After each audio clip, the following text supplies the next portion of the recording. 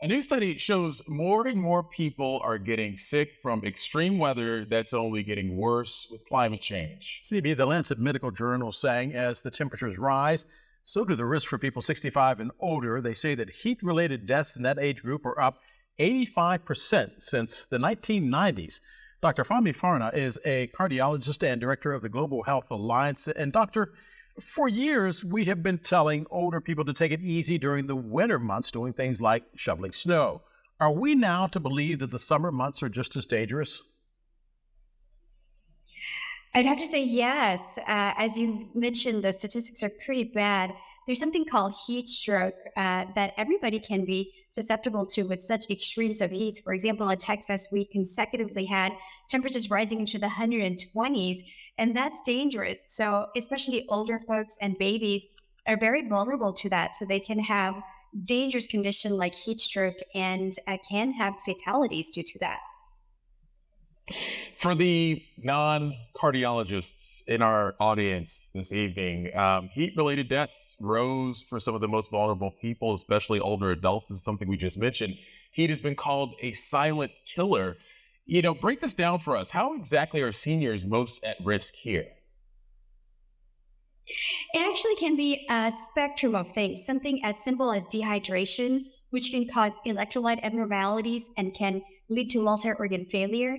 It can also be something as dangerous as heat stroke leading to heart attack. So any kind of extremes of temperatures like super cold or super hot, neither is good for your heart health. And that does increase stress on the heart. And people who are older, especially in this study, as it pointed out, 65 and older are more susceptible to having heat-related catastrophes like heart attack. Dr. Farrar, this is a question that a lot of people keep asking me. Climate change is also making for more severe allergies, people wheezing, sneezing, coughing, and also complaining about chest pains. How do they know the difference between serious seasonal allergies and chest pains brought on by severe coughing as opposed to what may be a real heart problem?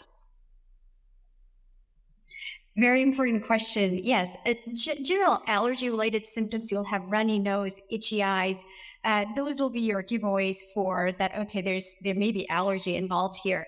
But when it's actual heart attack, most people have a lot of shortness of breath. They really feel like this impending sense of doom, like they just can't breathe. There's tightness, pressure, and heaviness on their chest. A lot of people will explain that as like a sensation of elephant sitting on your chest. That's a very classic scenario of a heart attack symptom. Doctor, this report lays out increased risk of heat stroke as our climate changes, and there's a connection between heat strokes and cardiovascular health. This is something you mentioned. Have you noticed any changes with your patients or an increase of heart issues brought on by heat?